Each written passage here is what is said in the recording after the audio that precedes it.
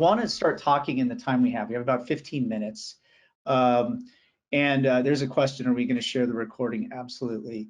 There's a lot when we talk about remediation and best practices. And, I think it's always critical, especially when you're, in a smaller organization and you're like, okay, what does this mean for me? Where do I focus is a question.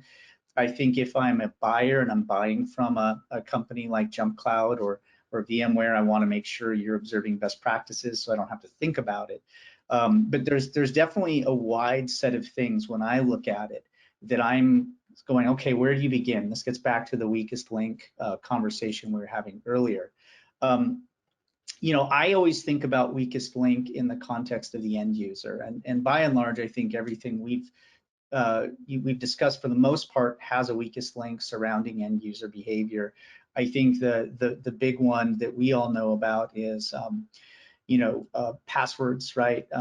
Being fundamentally insecure. This is sort of a pithy evolution. I think a simple password is still pretty common. And it's not just end users, right? Appliances can have these weak passwords. I think that was the basis of the Target attack back in 2013, if I recall.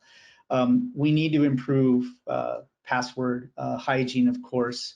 Nobody makes good passwords. And we're still even using password vaulting in many companies, which is scary altogether as well. But we need to get to passwordless. I think that's the obvious remediation. How do we make sure that MFA biometrics are at every use case, whether it's SSH, whether it's accessing your LDAP, or through Radius, or maybe you're just an end user on your device and you're logging into a web page. I think that one's critical. I don't think anybody's going to argue that. But is there anything that people are missing in that context? Is there more that end users need to be thinking about, or do we solve 80% of the game by going passwordless in the industry? And oh, by the way, how far out is that? So maybe that's a question, Fred, from your perspective.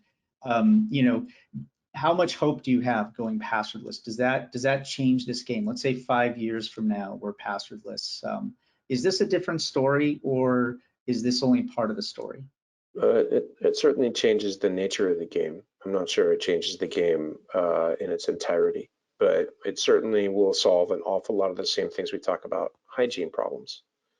The need to remember things that don't really help establish the difference between, this device I have in my hand and that server that I'm accessing something from in the cloud, or this, service that I'm attempting to utilize. And it's the understanding that, brokering auth-in and auth-z as a means to establish me as who I say that I am with a service that I'm trying to use that I believe it is meant to be.